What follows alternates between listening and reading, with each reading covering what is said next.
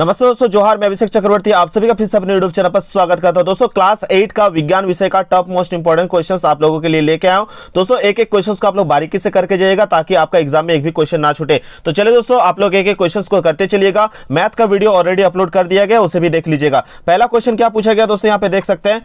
भारत में project tiger शुरू किया गया था। तो भारत में कब प्रोजेक्ट टाइगर शुरू किया गया था? तो आप सभी को मालूम होगा, ऑप्शन नंबर 2 जो होगा करेक्ट आंसर होगा 1972 से 1973 के बीच में। ठीक है, उस समय तत्कालीन प्रधानमंत्री कौन थी दोस्तों? आप लोग नीचे कमेंट करके जरूर बताइए। ठीक है, नेक्स्ट क्वेश्चन पूछा गया, सर्वप्रथम कोशिका की खोज किसने की थी? तो सर्वप्रथम कोशिका की खोज जो है क्या किसने की थी? रॉबर्ट हुक ने की थी। तो ऑप्शन कौन सा करेक्ट हो जाएगा? रॉबर्ट हुक, ए नंबर जो है करेक्ट हो जाएगा। ठीक है, चलिए, जीवन की मूलभूत और जो है संरचनात्मक इकाई भी किसको कहते हैं? हम लोग कोशिका को कहते हैं। ठीक है, क्वेश्चन नंबर 3 पे पूछा गया, एक मुलायम धातु है जिसे चाकू से आसानी से काटा जा सकता है। तो वो धातु कौन है दोस्तों जिसे चाकू से आसानी से काटा जा सकता है?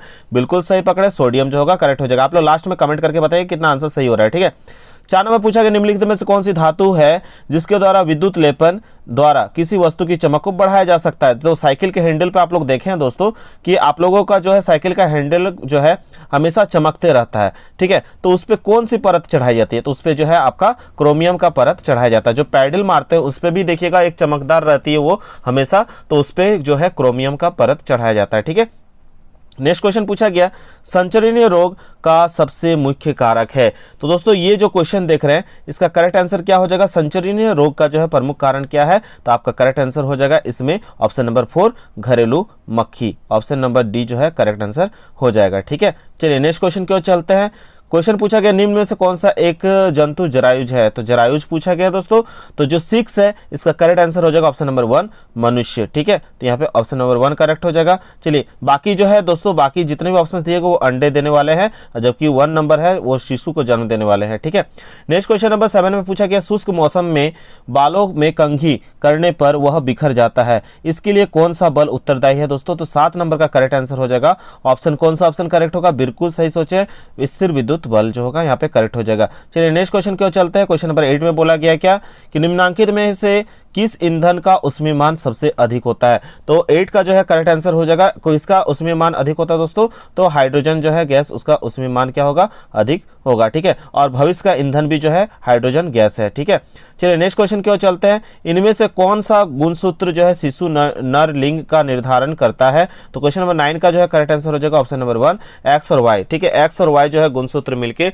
जो है लिंग निर्धारण, नर लिंग निर्धारण करता है। ठीक है, आप सभी को मालूम है जो मेल होते हैं, जो आपका नर होते हैं, उन लोगों को क्या होता है? एक्स और वाई होता है, और जबकि फीमेल के पास एक्स एस होता है। ठीक है, आप जो है फीमेल जब बच्चे को जन्म देने वाले होते हैं तो आप जानते हैं फीमेल के पास एक्स रहता है।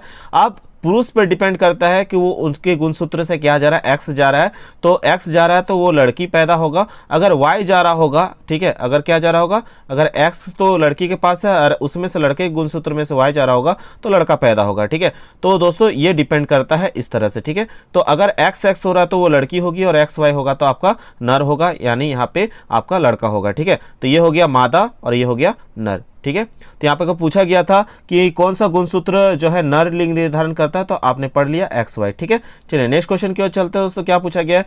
मानव नेत्र में वस्तु का प्रतिबिंब किस भाग पर बनता है? तो क्वेश्चन नंबर 10 जो है दोस्तों इसका करेक्ट आंसर क्या हो जाएगा? ऑप्शन नंबर 1 जो होगा रेटिना जो होगा करेक्ट आंसर हो जाएगा। चलिए नेक्स्ट क्वेश्चन की ओर चलते हैं दोस्तों। पूछा गया खरीफ फसल का उदाहरण, तो खरीफ फसल का उदाहरण क्या है? ऑप्शन नंबर जो यहाँ पे डी जो है करेक्ट हो जाएगा। कौन से महीने में खरीफ फसल उगाया जाता है? आप लोग उसका भी आंसर कमेंट करके जरूर बताइएगा। ठीक है, चलिए नेक्स्ट क्वेश्चन की ओर चलते हैं। सौर परिवार में कितने ग्रह है? तो ये एसएसटी में भी आप लोग पढ़े हुए क्लास 6 में। तो सौर परिवार में जो है अभी वर्तमान में कितने जो है ग्रह है दोस्तों? तो याद रखिएगा 8। कितने ग्रह है दोस्तों? 8 ग्रह है, याद रखिएगा। चलिए नेक्स्ट क्वेश्चन की ओर चलते हैं। क्या पूछा गया? घर्षण हमेशा, तो घर्षण हमेशा जो है कुछ चीज़ों पे ये लाभदायक होती है तो कुछ मामलों में ये हानिकारक होती है। ठीक है, तो घर्षण होगा तो जो फिसलन वाले एरिया वहाँ पे हम फिसलने से बचेंगे, और दोस्तों ज़्यादा घर्षण होगा तो किसी मशीन में अगर ज़्यादा घर्षण होगा तो वहाँ पे दोस्तों आग भी लग सकती है। तो किसी किसी मामले में वो फायदेमंद भी साबित होती है और किसी किसी मामले में नुकसानदायक भी होती है। तो दोस्तों यहाँ पे आपका ऑप्शन डी जो है बिल्कुल करेक्ट हो जाएगा। चलिए नेक्स्ट क्वेश्चन की ओर चलते हैं। क्या पूछा गया? पैराशूट बनाने में किस रेशे का उपयोग होता है? तो पैराशूट बनाने में किस रेशे का उपयोग होता है दोस्तों? तो ऑप्शन नंबर 2 नायलॉन जो होगा करेक्ट हो जाएगा। चलिए नेक्स्ट क्वेश्चन की ओर चलते हैं। क्वेश्चन नंबर 15 यहाँ पे 15 पे देख सकते क्या बोला गया, मानव कानों के लिए श्रव्यता पारस है, ठीक है। तो रेंज पूछा गया, ऑडिबिलिटी जो रेंज पूछा गया, तो कम से कम कितना होना चाहिए दोस्तों? 20 हर्ज, ठीक है, और ज़्यादा से ज़्यादा 20,000 हर्ज, ठीक है। ये आपका करेक्ट आंसर हो जाएगा ऑप्शन नंबर ए। चलिए नेक्स्ट क्वेश्चन की ओर चलते हैं। किस यंत्र के उपयोग से भूकंप की तरंगों का रिकॉर्ड किया जाता है? पूछा गया। तो क्वेश्चन नंबर जो ये 16 पूछा गया है दोस्तों, तो इसका करेक्ट आंसर हो जाएगा 16 का ऑप्शन नंबर यहाँ पे 3 जो होगा बिल्कुल करेक्ट हो जाएगा। इसको हम कहते हैं भूकंप लेखी कहते हैं, ठीक है। चलिए नेक्स्ट क्वेश्चन की ओर चलते हैं। इसको इंग्लिश में कहते हैं सिस्मोग्राफ। दोस्तों सिस्मोग्राफ को भी याद करके जाएगा, हिंदी में वर्ड बना के यहाँ पे सिस्मोग्राफ भी कभी कभी लिख लिया जाता है, ठीक है, तो आप लोग हड़बड़ाना नहीं है। चलिए नेक्स्ट क्वेश्चन की ओर चलते हैं। विश्व तापन का मुख्य कारण क्या है? तो विश्व तापन का जो है मुख्य कारण पूछा है, तो विश्व तापन का मुख्य कारण क्या है दोस्तों? याद रखिएगा, कार्बन डाइऑक्साइड की बढ़ती मात्रा। जितना ज़्यादा कार्बन डाइऑक्साइड बढ़ते जाएगा उतना ज़्यादा हम लोगों का ग्लोबल लेवल पर टेम्परेचर भी बढ़ता जाएगा, ठीक है। चलिए नेक्स्ट क्वेश्चन पूछा गया, क्वेश्चन नंबर 18 पे देख सकते क्या बोला गया है। यहाँ पे 18 में पूछा गया संकटापन्न प्रजाति। तो 18 का जो है करेक्ट आंसर क्या हो जाएगा? ऑप्शन नंबर 4 बाघ जो होगा करेक्ट हो जाएगा, ठीक है। चलिए नेक्स्ट क्वेश्चन की ओर चलते हैं। 19 नंबर पे जंतु कोशिका में क्या अनुपस्थित होता है? तो जंतु कोशिका में जो है दोस्तों 19 का करेक्ट आंसर हो जाएगा ऑप्शन नंबर 3 जो है कोशिका भित्ति करेक्ट हो जाएगा। चलिए नेक्स्ट क्वेश्चन की ओर चलते हैं। क्या पूछा गया? जल के शुद्धिकरण में किस अधातु का उपयोग होता है? तो जल के शुद्धिकरण में किस अधातु का उपयोग होता है दोस्तों? क्लोरीन का, ठीक है। चलिए आगे क्वेश्चन को देखते हैं। 21 पे क्या बोला गया? विश्व के पहले प्रतिजैविक का नाम है। तो विश्व के पहले प्रतिजैविक का नाम है पेनिसिलिन जो होगा यहाँ पे आपका करेक्ट हो जाएगा। चलिए 21 के बाद 22 नंबर देख लेते हैं। क्या पूछा गया? पानी में हाइड्रोजन एवं ऑक्सीजन का अनुपात क्या होता है? तो पानी में हाइड्रोजन एवं ऑक्सीजन का जो अनुपात होता है 2:1 जो होगा ये करेक्ट हो जाएगा। चलिए नेक्स्ट क्वेश्चन की ओर चलते। 23 नंबर पे क्या बोला गया? 23 नंबर पे बोला गया निम्न में से किस जीव में द्विखंडन जनन होता है? तो ये जो 23 है दोस्तों इसका करेक्ट आंसर क्या हो जाएगा? 23 का करेक्ट आंसर हो जाएगा ऑप्शन नंबर 3 अमीबा जो होगा करेक्ट आंसर हो जाएगा। चलिए 24 नंबर पे देख लेते क्या बोला गया? द्रव का दबाव गहराई के बढ़ने से। तो द्रव का दबाव जो है गहराई के बढ़ने से पूछा गया। तो द्रव का दबाव जो है गहराई के बढ़ने से क्या होता है? ऑप्शन नंबर 2 बढ़ता है, ठीक है, याद रखिएगा। नेक्स्ट क्वेश्चन पूछा गया ईंधन का उष्मीय मान का मात्रक होता है। तो ईंधन का उष्मीय मान का मात्रक क्या होता है दोस्तों? याद रखिएगा ऑप्शन नंबर 3 किलो जूल प्रति केजी, ठीक है। तो यहाँ पे किलो जूल प्रति केजी ऑप्शन नंबर सी पे दिख रहा है, ये करेक्ट हो जाएगा। चलिए 26 देख लेते हैं। किशोरावस्था की उम्र है। तो किशोरावस्था की जो है उम्र है दोस्तों 26 का करेक्ट आंसर हो जाएगा आपका ये ऑप्शन 1। 11 से 19 वर्ष को जो है किशोरावस्था की उम्र कहा जाता है। नेक्स्ट क्वेश्चन पूछा गया 27 में सामान्य नेत्र के द्वारा पढ़ने के लिए सर्वाधिक सुविधाजनक दूरी कितना है? तो सर्वाधिक जो है सामान्य दूरी जो पूछा जाए दोस्तों तो वो कहलाता है आपका 25 सेंटीमीटर। ऑप्शन नंबर 4 जो होगा करेक्ट हो जाएगा, ठीक है। चलिए नेक्स्ट क्वेश्चन की ओर चलते हैं। फूलों फलों एवं सब्जियों का बड़े पैमाने पर उत्पादन क्या कहलाता है? तो 28 का जो है करेक्ट आंसर हो जाएगा ऑप्शन नंबर 2। बिल्कुल यहाँ पे आपका ऑप्शन नंबर 2 करेक्ट हो जाएगा, हॉर्टिकल्चर बोलते हैं, ठीक है। नेक्स्ट क्वेश्चन की ओर चलते हैं दोस्तों। क्या पूछा गया है? किस ग्रह को प्रभात तारा अथवा संध्या तारा कहा जाता है? तो 29 का जो है करेक्ट आंसर हो जाएगा किस ग्रह को कहा जाता है? ऑप्शन नंबर 4 शुक्र ग्रह को प्रभात तारा या संध्या का तारा कहा जाता है। नेक्स्ट क्वेश्चन की ओर चलते हैं। 30 पे क्या पूछा गया? किस आकृति की वस्तु पर तरल घर्षण कम होता है? तो ये जो 30 है दोस्तों इसका करेक्ट आंसर हो जाएगा ऑप्शन नंबर 3 जो होगा नौकाकार जो होगा आपका करेक्ट आंसर हो जाएगा, ठीक है। चलिए आगे क्वेश्चंस को देखते हैं दोस्तों। इसके बाद क्या पूछा गया है कि पदार्थ जो प्रक्रिया जैसे जीवाणु के द्वारा अपघटित होता है क्या कहलाता है? तो ये जो 31 जो है दोस्तों इसका करेक्ट आंसर हो जाएगा आपका ऑप्शन नंबर 1 जो होगा करेक्ट हो जाएगा। 31 का करेक्ट आंसर क्या हो जाएगा? जैव निम्नीकरणीय जो है कहलाता है, ठीक है। चलिए आगे क्वेश्चन देखते हैं। 32 पूछा गया ध्वनि की प्रबलता किस कारक पर निर्भर करती है? तो 32 का करेक्ट आंसर क्या हो जाएगा? ध्वनि की प्रबलता किस पर निर्भर करती है दोस्तों? आयाम पर निर्भर करती है। तो आयाम कहाँ है दोस्तों? ऑप्शन बी जो है करेक्ट हो जाएगा। इसको इंग्लिश में एम्पलीट्यूड कहते हैं, ठीक है। चलिए नेक्स्ट क्वेश्चन की ओर चलते हैं। विपरीत आवेशों के बीच क्या प्रतिक्रिया होती है? तो विपरीत आवेशों के बीच क्या प्रतिक्रिया होती है दोस्तों? तो 33 का जो है करेक्ट आंसर क्या हो जाएगा? ऑप्शन नंबर 1 जो होगा करेक्ट हो जाएगा आकर्षण, ठीक है। चलिए नेक्स्ट क्वेश्चन की ओर चलते हैं।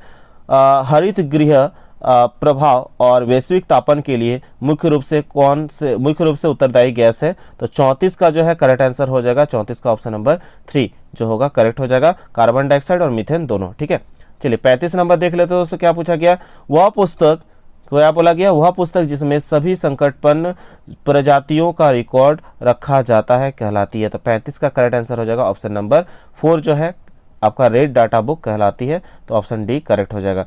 चलिए आगे क्वेश्चन को देखते हैं 36 का।